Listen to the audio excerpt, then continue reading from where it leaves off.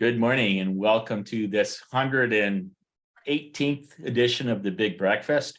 This is an event that I've been doing for the last 15 years where I bring in an author to present their business book.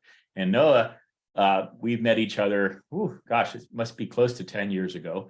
And through Big Breakfast, he called me up and said he wanted to present.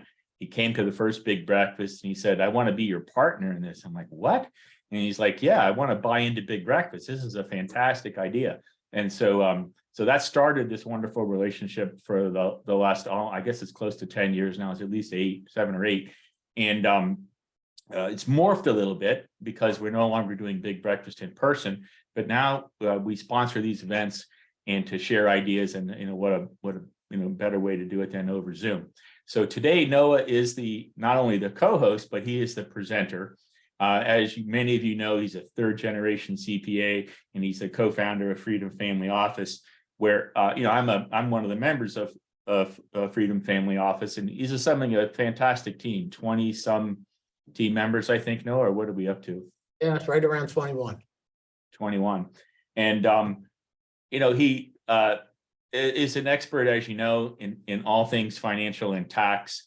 And but today, I think it's a little bit more of an expanded view of your whole life and how to become rich beyond money. So with that, Noah, please take it away. Thanks, Chris. Thanks for having me. And we don't have the chat enabled here, but at the end, there was no tuition for this program.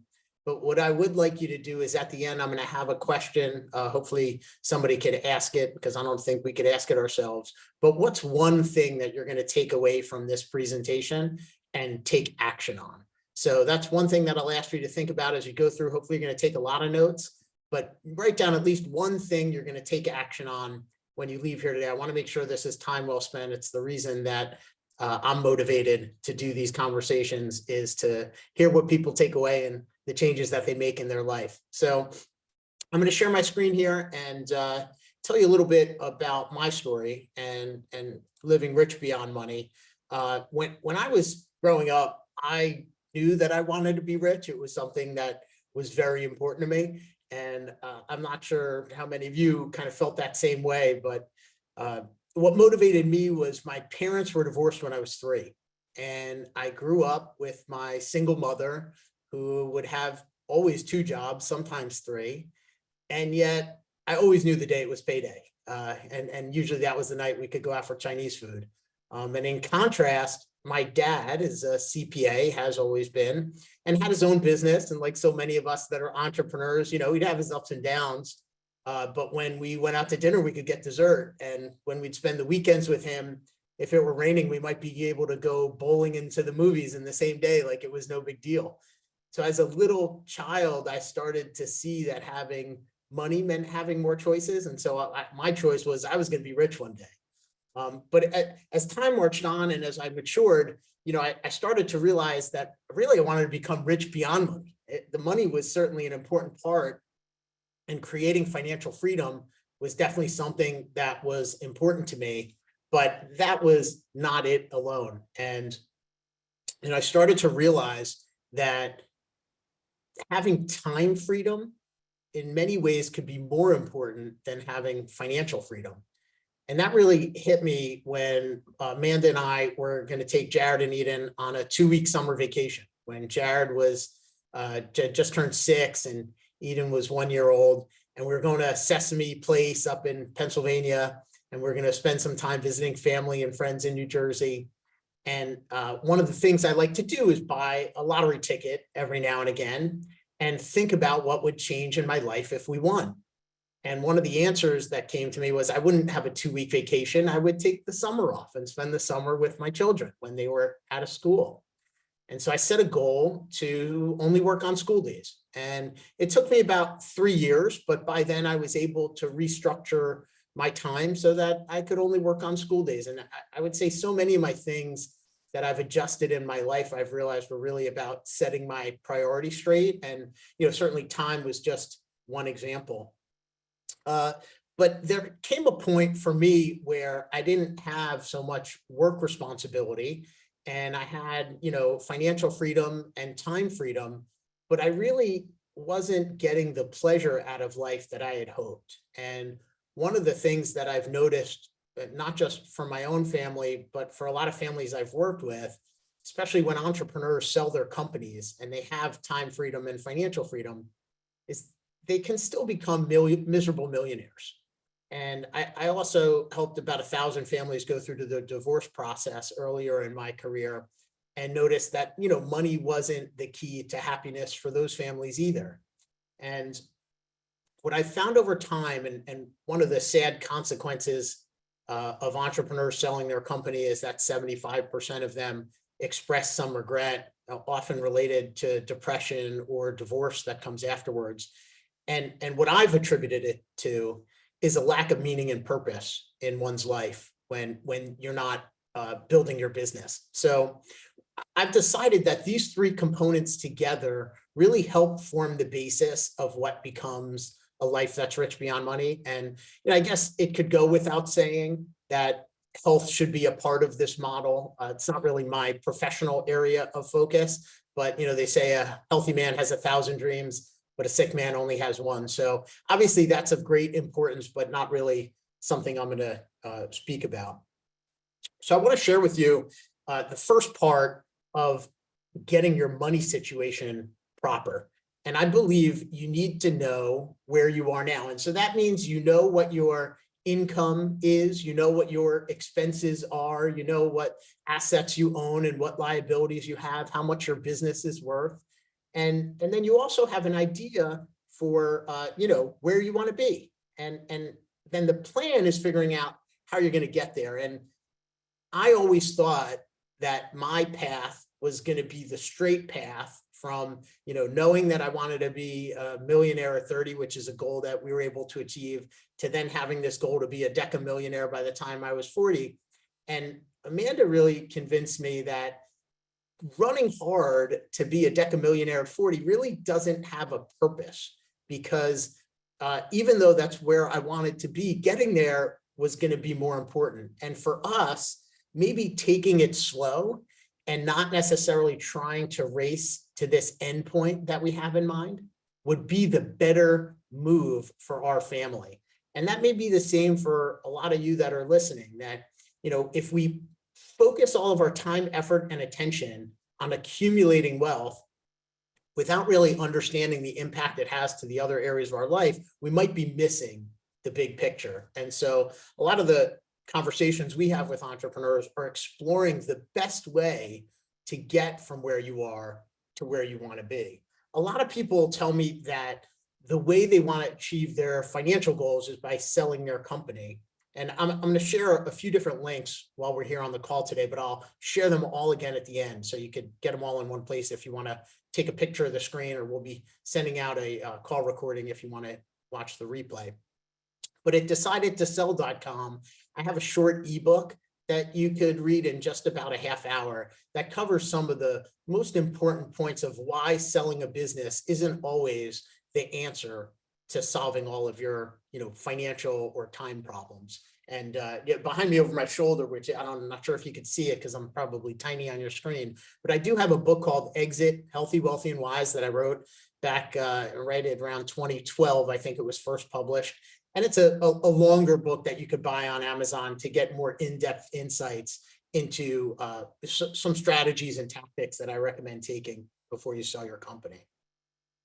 Another area of focus I found is generating predictable income. So if you know where you are and where you want to be, part of helping you figure out how to get there is how you're going to generate predictable income. And a lot of entrepreneurs don't have predictable income from their business. But even if they do, it's figuring out, do they have predictable income coming from outside of their company?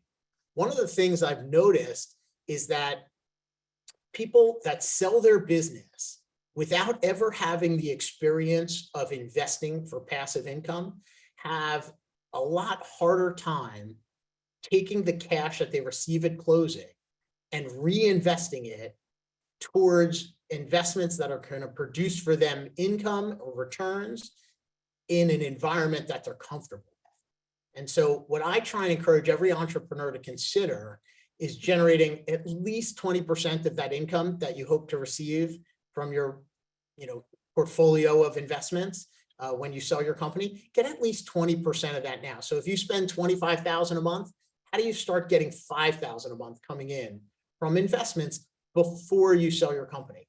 And the reason why is because that is going to help you learn where you like to invest. Do you like investing in real estate? Do you like investing in businesses? Some people like investing in publicly traded companies, which is investing in businesses where you can see the price every day, where there's lots of liquidity. And other people like investing in small privately held businesses or getting involved in angel investments or venture capital. And yet other families take a really conservative approach. They just want to loan money to people. Maybe in a time like this, they're happy to loan money to the US government and get a 4% return. But at other times, they might want to make private loans to people that need them and can pay a higher return, maybe something like 10 to 12% in today's economy. So figuring out where you like to invest, I say it's best done while you have the cash flow of your current business, because inevitably you're going to find things that you either like or dislike about different investments that you make along the way. I love to invest in real estate. I've been investing in real estate since the turn of the century. I've got an ebook about how my family generates infinite returns, investing in apartments that you could download at talkaboutre.com. And I wanted to just share a story with you. And I guess the story starts with buying this building called Park Valley back in November of 2019. We paid $16.5 million for the building. And when we did that, we had to put $4 million down as a down payment. I say we because I don't write a $4 million check myself. In that particular deal, I'd invested $200,000. Other families had invested $3.8 million, and we bought the building. When we bought the building in November 2019, we did what's called a cost segregation study. And that's an engineering report that helped us generate accelerated depreciation on the acquisition. What that did for me was in that first year, 2019, I received a K1 on my $200,000 investment that showed a $150,000 loss.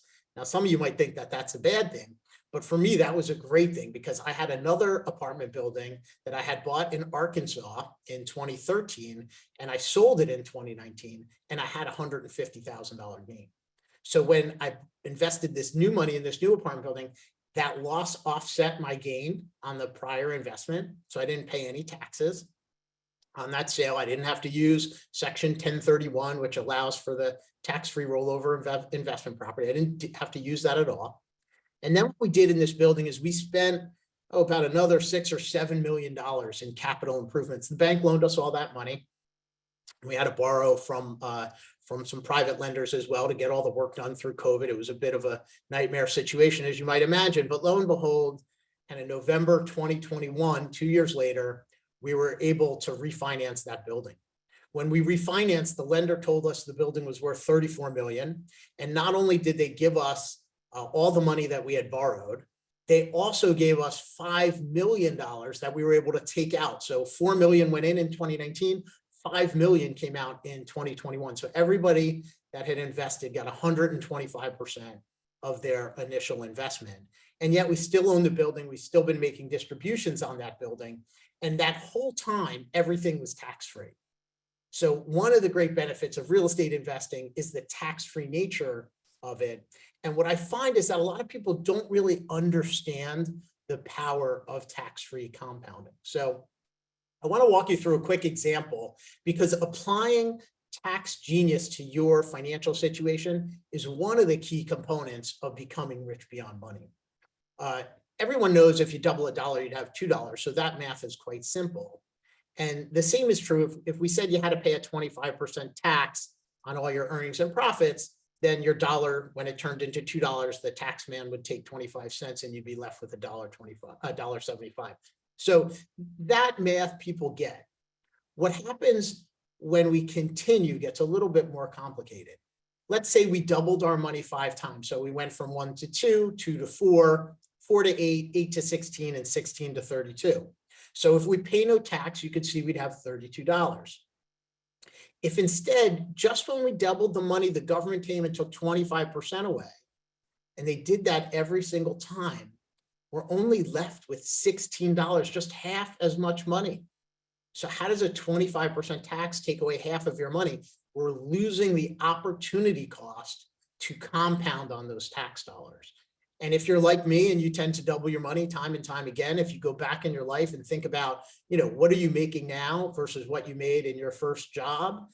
Think about what your balance sheet looks like now to what your balance sheet was like when you graduated college or entered the workforce. Things hopefully are significantly different. And so you've doubled your money, both your income and your net worth many, many times, I should hope. Look at the impact of taxes. And so if you're interested in 23 overlooked tax strategies for entrepreneurs, you could go to that Freedom Tax Strategy link and just download a list and share that list with your CPA, see if there are any items that you may have overlooked, and hopefully get a good idea from there. One of the things that people will tell me is that they do some tax planning with their CPA. They look, usually this time of year, we're talking now in the fourth quarter, they talk with their accountant about whether or not they want to accelerate collecting their receivables, or maybe they want to wait until next year, whether they want to accelerate paying, year-end bonuses or year-end expenses, or they want to wait and pay them off next year. That type of planning, which we often do with our accountant, is good planning and it's important. But when you generate about $1 million a year or more of taxable income, or you start operating a business that has the ability to work in multiple states or maybe multiple divisions or different services that you're providing, it might be time to speak with a tax attorney about your tax strategy and how to use different structures to potentially reduce or eliminate some of your tax burden. And then another tax that a lot of people are concerned about on some level is the estate tax. And you may want to think about whether or not you want to pay the estate tax, which I like to refer to as an optional tax, with an estate tax attorney. Right now, the estate tax rules provide for a married couple to give about $24 million to anyone they care about. And anything over that amount, they'll tax you at 40%. Many people aren't concerned about estate taxes because they don't have that level of net worth. If you exceed it, you might want to talk to us about doing some planning. And if you don't exceed it, you want to think about what might that law be at the time that your family would have to file your estate tax return. In 2026, if nothing changes, that law is scheduled to take that exemption down to about $6 million per person. But who knows what the legislation is going to be in 10, 20, 30, or 40 years. So I think if you want to avoid that tax, it's worth considering speaking with someone about it now. Now, on our team, in our family office, we are a team of accountants, lawyers, and financial planners. So we do have people with expertise in both the tax planning and the tax strategy side, as well as the estate tax side. So on the money side, I talked quickly about what it means to have your money mapped together, how to potentially generate island income, and that income that's going to come in whether or not you've got cell phone service or internet access, and then the importance of applying some tax genius to your situation. And now I want to talk a little bit about time. If you were to go to richbeyondmoney.com, I've got an ebook that'll be published shortly to lay out a little bit more of this philosophy for you. But in the meantime, I have 2 exercises that are there to help you discover what I like to refer to as your true north. It's where would you really like to spend your time if you didn't have to worry about all of the responsibilities and obligations that are already set in front of you. And so the quick exercise that I think you could all consider is just to go through and answer these 4 simple questions. If money were no object and time were no object, who would you spend more time with? And maybe a corollary would be, who would you want to spend less time with? And then the other 2 questions are, what are the things you'd like to start doing? And what are the things you'd like to stop doing? As I mentioned, so often in my life, I've learned that the things that I want to start or stop doing, or the people I want to spend more or less time with, I don't need more money to do that. I don't often need more time to do that. I just need to create it as a priority and a goal. And if you're anything like me and you tend to achieve the goals that you set, then you'll find a way to get your time aligned with your values. I have another talk that I've given a handful of times on creating your ideal week. And figuring out how to plan that perfect week. Because once you're clear about the things you really want to do with your time, then it's figuring out, well, how do I incorporate it into my schedule? So I have a way that you could just view that webinar. It's about 30 minutes at talktofreedom.com/time. And I'll share one little tidbit from there that I think is the most impactful for me. And that's really that I believe discipline allows me to have freedom. And I know some people would argue that, you can't be free if you've got all these commitments, but I like blocking my time on my calendar. What I find is that if I don't put time on the calendar for the things that are most important to me, other people will inevitably put time on my calendar for things that are most important to them. So I really try and schedule everything that's important to me on my calendar. And I use a system of time blocks. So the way that I like to think about my time blocks are usually before and after meals. Unfortunately, I spend a lot of my time thinking about food. And so I want to know, what am I going to do before breakfast? And what am I going to do between breakfast and lunch? And what am I doing for lunch? And then what am I going to do between lunch and maybe leaving the office? And then from leaving the office to when I have dinner, and from after dinner till I go to sleep. And as you start thinking about those time blocks, you might realize, oh, there's times that I want to exercise. There's times I want to spend with my children or my spouse, or as times I want to make phone calls to people that I don't get a chance to reach out to. Or obviously I've got to check my emails in today's modern way of working. So maybe think about laying out those time blocks so you know that you're prioritizing that time. And then we use systems of vertical time blocking as well. So a horizontal time block would be, I want to exercise every morning at 6:30 a.m. or I want to tuck my kids into bed every night at 8:30. A vertical time block would be a day like for me on Mondays, I have all of my internal team meetings on Mondays. I don't have external meetings on Mondays. Inside of our business, we have external meetings with clients on Tuesdays, Wednesdays, and Thursdays, but we avoid having them on Mondays and Fridays.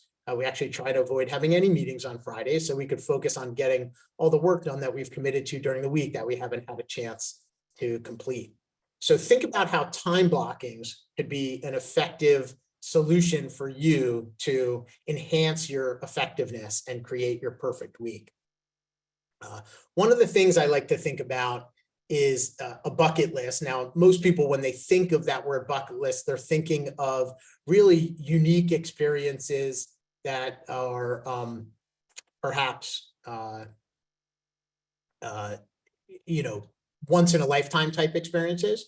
But really, for me, I'm thinking about any experience that you want to have.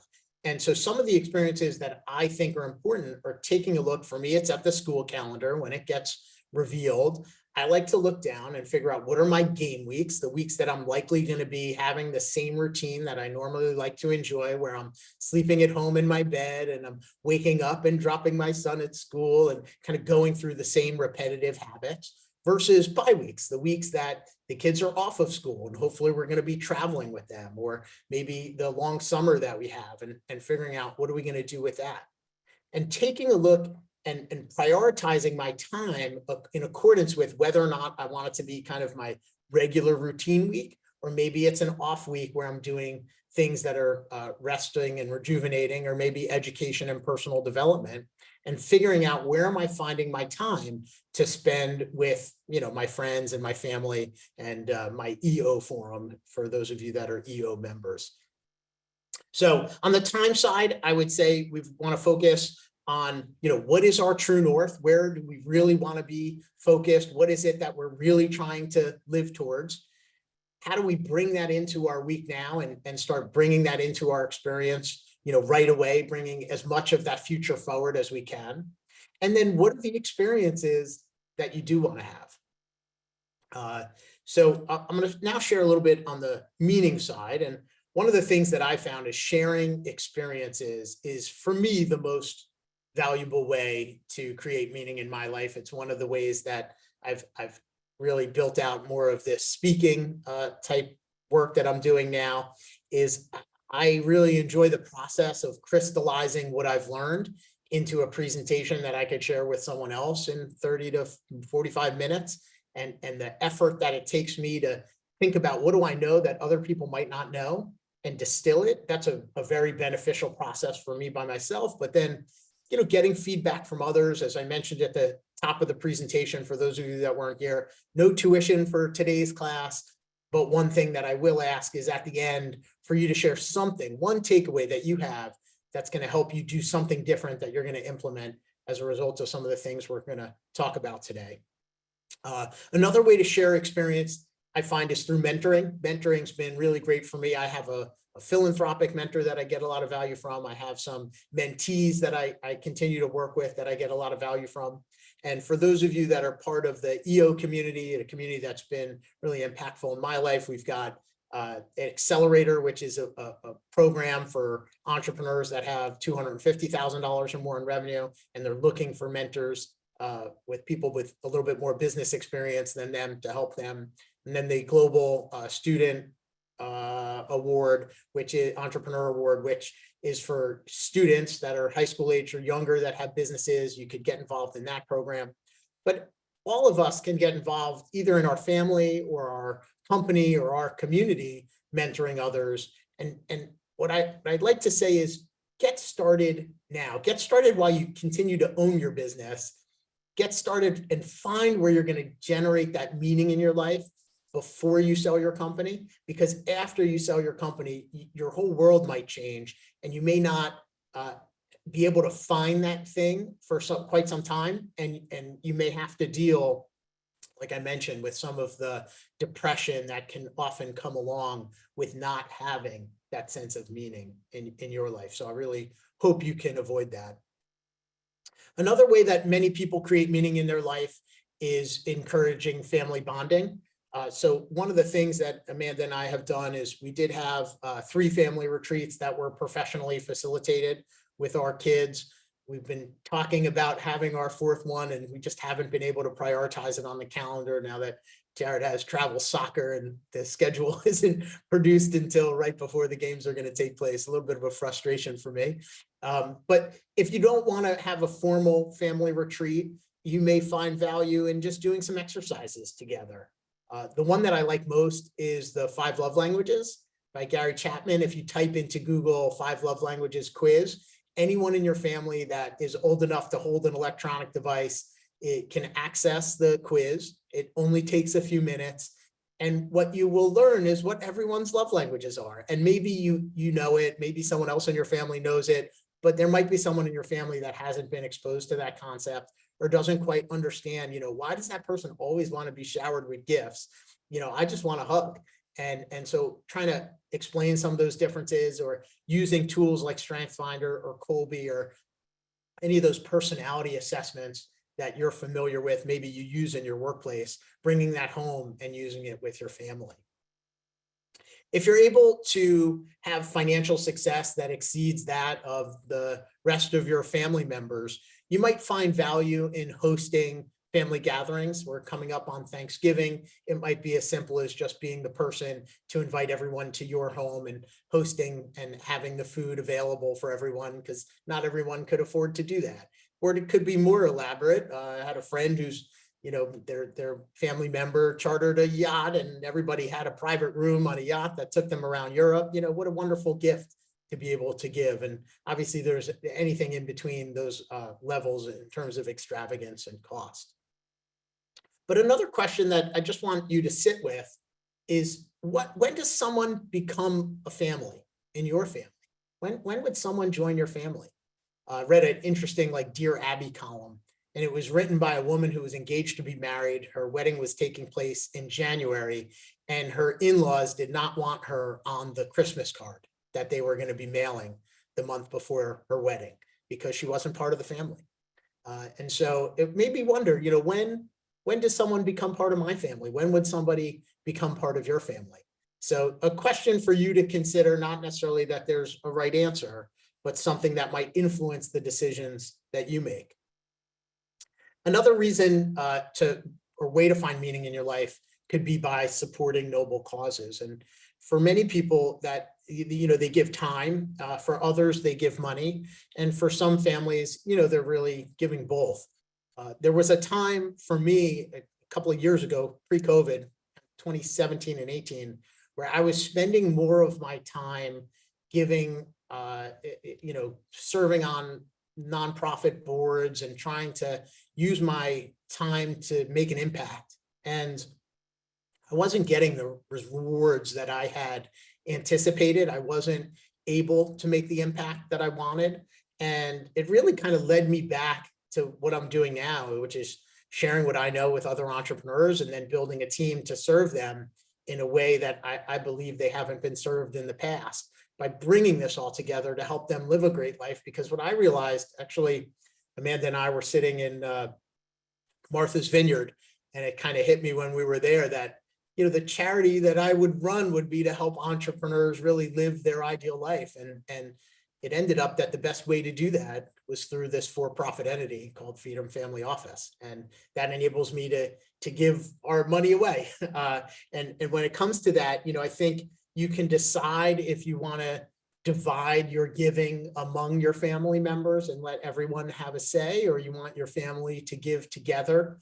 Yesterday, Amanda and I were just walking down the beach, kind of talking about this topic and letting kids pick pet projects that they want to focus on. And, thinking about whether you want your giving to be very focused or very broad. In our family, our foundation, we like to support Jewish causes, because there's a saying amongst people that are Jewish that, if Jews don't support other Jews, who will? And then we also believe in food security and education. So those are the kind of paths that we tend to follow when people ask us, for a donation to their cancer walk. We're always going to support them, but it's not going to be the more substantial gifts that we want to make on these focused areas. And one idea to share, something that Amanda and I had done quite a while ago and that we've done since, is we donated a life insurance policy to our donor advised fund, our family foundation. And what that enabled us to do was we took a tax deduction for the value of the policy at the date that we gifted it. And then all of the premiums that we paid since were tax deductible.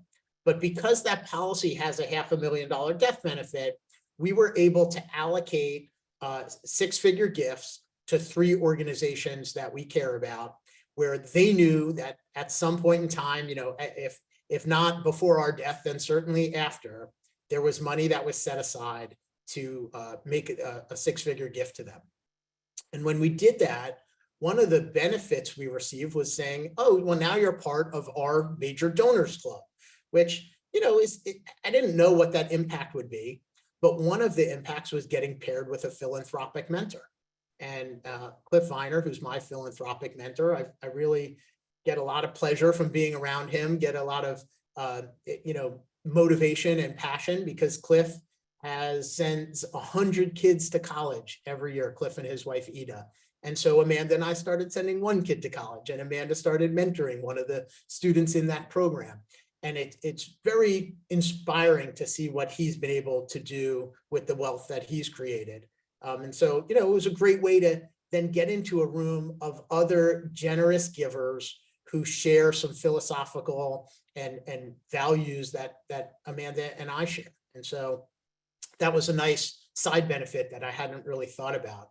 So then we set a goal to give away $10 million by the time we're 60. And we then acquired another life insurance policy on Amanda that has a $2 million death benefit, which will provide us with retirement income if we need it, or we could decide to donate that retirement income if we don't need it. And then the death benefit of that policy would also go to our donor advised fund and be able to fund charitable gifts in perpetuity. So just an idea for those of you that maybe haven't thought about how you would fund the noble causes in your life. So on the meaning side, I talked about sharing your experiences, and then also, contributing to your family, creating those family bonds, and working with noble causes. And I believe when you do all of these things that I've spoken about, it's really going to drive you towards the heart of this model, which is going to help you have not only financial freedom, not only the time freedom, but also to express your higher purpose and really live a life that's rich beyond money. So as I mentioned at the top, the price of tuition is to share some of your takeaways. I see the chat is working. So if you would please, as a reward to listening, I love it if you could share one thing you're going to do as a result of what I've shared so far today. Pop it in the chat so I can see it. And then I'm going to share some of these resources that I had mentioned today. And after about another minute or so, I'll stop sharing my screen. And I'd love if you post in the Q&A any questions that you have, and we could always end up taking you off mute to share some more.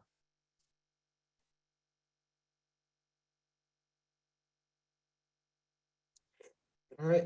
Thank you very much, everybody. Do we have a couple of questions, Noah? If you're ready. I'm ready. Here's a good one.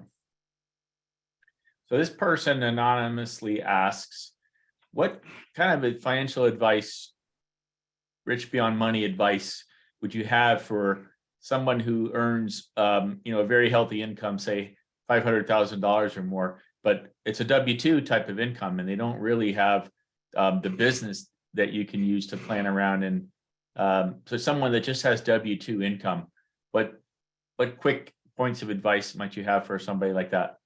Yeah, it's always difficult with W-2 income. Our self-reporting tax system allows entrepreneurs to report not just the income we received, but then our expenses, and we only pay taxes on the net amount. When you earn money as an employee, you receive that income, you have to pay tax on all of that income. And then, obviously there's only a very select few deductible expenses. One of the things that I would just share as an idea is we often every year find a commodity that we could acquire at a discount to its fair market value. And then what we do is we have our clients contribute that commodity to a nonprofit. And when they do that, they get to take the fair market value of that contribution as a tax deduction. So on $1 million income, you're allowed to deduct $300,000 of this type of charitable contribution. It's limited to 30% of your income, but we're able to acquire that $300,000 of fair value of a commodity, usually at around $75,000. So when someone invests $75,000 to acquire the commodity, and then they donate it and get a $300,000 deduction, if they live in a state like New York or New Jersey or California, they might save $150,000 in taxes. So they spent 75, they saved 150 in taxes. If they live in a place like Florida, they might save about $120,000 in taxes. And again, they invested 75, so there's a way to just generate a return on investment. Another strategy might be to just think through how you might start a small business so you could start taking advantage of the tax codes available just to those business owners. And that was the second part of the question, and I wanted to break it into two parts, because this person wants to know, should they pull the ripcord and start out on their own in their own business, or just continue to build wealth, retirement accounts, passive income portfolios, etc. And I'd like to hear your thoughts on that too, Noah. And then I want to offer like a brief my own thought too. Yeah, I think more and more of the economy is shifting towards freelance work, irrespective of what profession you're in. And so if you're able to structure your current employment and get out of some of the commitments that require you to be an employee and shift it to a freelance arrangement, that would enable you to report that income on a business tax return.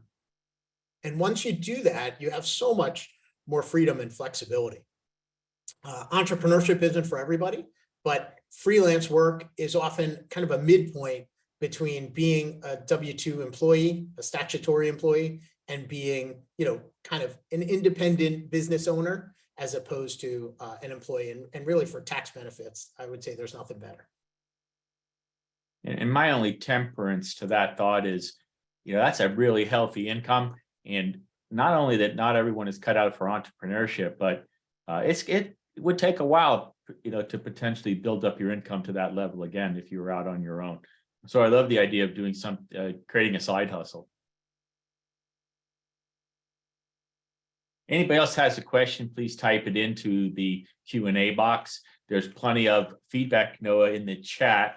But if you specifically have a question for Noah, type it into the Q&A box, and Noah will answer. I see one here. How do you fire a financial advisor of 20 years and switch to you? We actually just had that situation recently. And, I think sometimes we outgrow our professionals, and there's nothing wrong with that in a way, because, oftentimes people grow at different rates. And if you've achieved a certain level of business success, in all probability, you've had to manage through that transition in your workplace, because the people that may have started with you aren't necessarily the people that are able to continue with you when you take on private equity investors, or when the company starts scaling and they don't have that experience. And the same might be true of your professional advisors, whether it's a financial advisor, your tax accountant, your business lawyer. And I think it's open and honest conversation about what it is that you're missing in the relationship and what it is you're looking for. And, I think you can part company and remain friends if that's one of your objectives. And, we've seen it time and time again where people come to us because we're really designed for that 8-figure net worth entrepreneur that needs more from their financial team than they could get with the group that's serving them. Here's a really good question too. No, we had a guest at Big Breakfast, Rob Slee, that addressed this point before. He's the guy that wrote the book, Your Time Really Is Money. So here's a guy who attended a seminar and said, your company return on investment should be higher than other passive income streams. What are your thoughts on that? And of course, Rob Slee is basically saying most private businesses in America come nowhere near the return on capital that they should be getting. So what are your thoughts on exiting a business versus hiring a manager, or giving away or selling some shares to employees?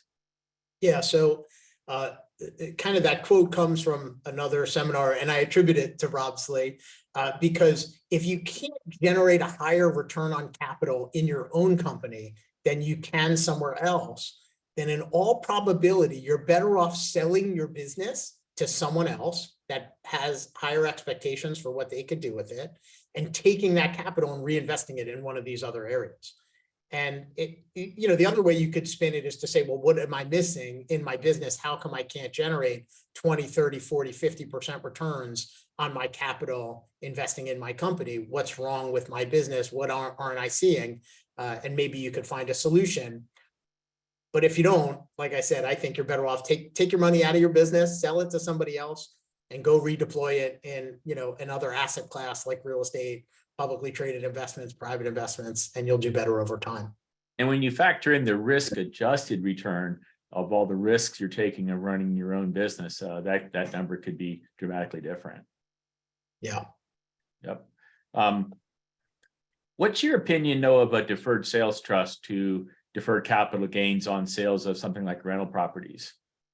So I think tax deferral can be better than paying the tax in some situations.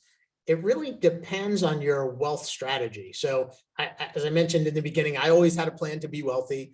And I've always figured that whenever the government's going to look for money from someone, they're going to want to come to me and people like me. And so I'd rather pay my taxes now, because I don't want them coming after me later. On average, our highest marginal federal tax rate has been 60%. It's gone as high as 89%. Right now it's at 37%. And so, I think sometimes paying your tax now might actually be the better plan. You've got to look at the deferral and what the deferral is going to bring you. How can you compound on that additional money? Back to that rate of return slide, the power of tax-free compounding that I shared, but also thinking about what alternatives might exist that are even better than a deferral. Is there a way to avoid the tax? And I've got, another webinar that I've delivered on game-changing tax strategies, where I review some of the strategies that we use for our clients to help eliminate the tax as opposed to defer it. So deferring it may be better than paying it. Eliminating it is better than deferring it. And sometimes, in some circumstances, I think you're better actually paying it now and moving on. And no, talk a little more about your cash value life insurance strategy. You gave that to your donor advised fund. Did you say it was a donor advised fund? I don't recall. Correct. But yeah. How do you set that up? How much does it cost to do? And what are your thoughts? Who might that be especially suitable for? So I think it's a widely underutilized strategy for people like me that have a philanthropic mindset, but might not have the capability to make the gifts that they would love to make today. So they're pre-funding a future gift through the use of life insurance. And that way they know if they die prematurely without their own ability to accumulate the wealth to give it away while they're alive, at least those charities will profit when they're gone. You know, the cost is so dependent on the age and the health of each individual and whether you're male or female. And but I would say the policy I donated, I acquired when I was 27. It was a permanent whole life policy, so a low risk, low return investment where I was paying significantly more than term insurance premiums. So I used to have term insurance as well. But I believe the cost on that was about, I'd say $1,800 a year for $500,000 of coverage. When I donated it, I was just about 40. So I had paid in about $22,000. And I think when I donated it, I got about a $22,000 tax deduction. And then I paid those premiums, got that $1,800 deduction every year. And now that I'm 47, I don't pay the premiums anymore because that policy will sustain itself without any future payments. We have a guest that wants to talk to someone in your office about their accounting and financial planning needs. We'll reach out. I'll make sure Noah gets that message and somebody will follow up. What about this question here? It's a pretty open-ended question. And type any additional questions you have in. This is our last one, and we'll wrap up if there are not any others. But please type in other questions for the chat. No, in the Rich Beyond Money framework, what are your thoughts on how you figure out how much money is enough money? How much is enough? A lot goes into what you want to do with your time, because how you're going to spend your time is going to influence how much money you need. And then what you like to invest in is going to influence how much money you need. So if you're a very risk averse investor, you may need to project taking out just 3 or 4% of your capital every year. So if you want to spend $300,000 or $400,000 a year, that means you need $10 million invested working for you. If you're really comfortable with maybe private business investing and you're generating 20% returns, well, maybe only need $2 million invested to generate the lifestyle that you want. So a big part of the delta is what are you comfortable investing in? And then how do you want to spend your time? Do you like the idea of flying business class to Europe 3 times a year and staying at $1,000 a night hotels? That's obviously going to influence what you're going to spend far greater than if you own a log cabin in the mountains and you enjoy the company of your family meeting you there on the holidays. So I think you need a bit of both. One of those exercises at richbeyondmoney.com is really a 10-year visioning exercise to help you think about, in 10 years, what is it that I want my lifestyle to look like? And that helps us design, well, what does that cost? We have the good fortune of seeing many different families looking at their lifestyle, looking at the cost of that lifestyle. So we have a good feel for what does it take to, have 2 homes and take 4 vacations a year and take your grandkids with you on vacations and host family vacations. If you tell us what it is that you want to be able to do, we could tell you about what it costs. So here's a very specific question, Noah. You take it if you want. You could follow up offline if you would prefer. But knowing what you know now about conservation easements, do you still like that strategy to somebody who's facing a large tax bill from the sale of their business or other large capital gains? Awesome question. I'm going to back up and give a quick primer on conservation easements in the context of tax planning. A conservation easement is where you agree to preserve a certain component of real estate in perpetuity. You did one yourself, Noah. Am I right about that?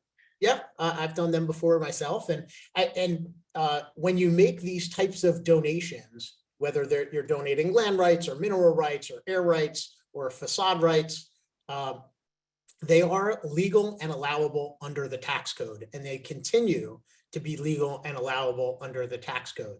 But they are a listed transaction. The government issues 2 lists every year. One is a listed transaction list, and that's a list of tax strategies that when taxpayers participate, they need to check a box on their tax return, basically saying, hey, I did this thing that you don't like.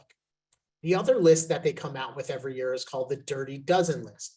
And the items that are on the Dirty Dozen list is basically the IRS telling taxpayers, here's a list of things that we know people are doing that we don't like. Again, perhaps not illegal or against the rules. The IRS is just proclamating that they don't like this.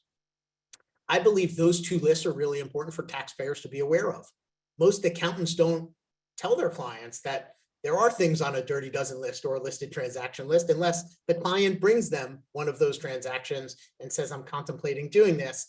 And so most taxpayers are totally unfamiliar with the risks and rewards of participating in a transaction that's either on the Dirty Dozen or the listed transaction list.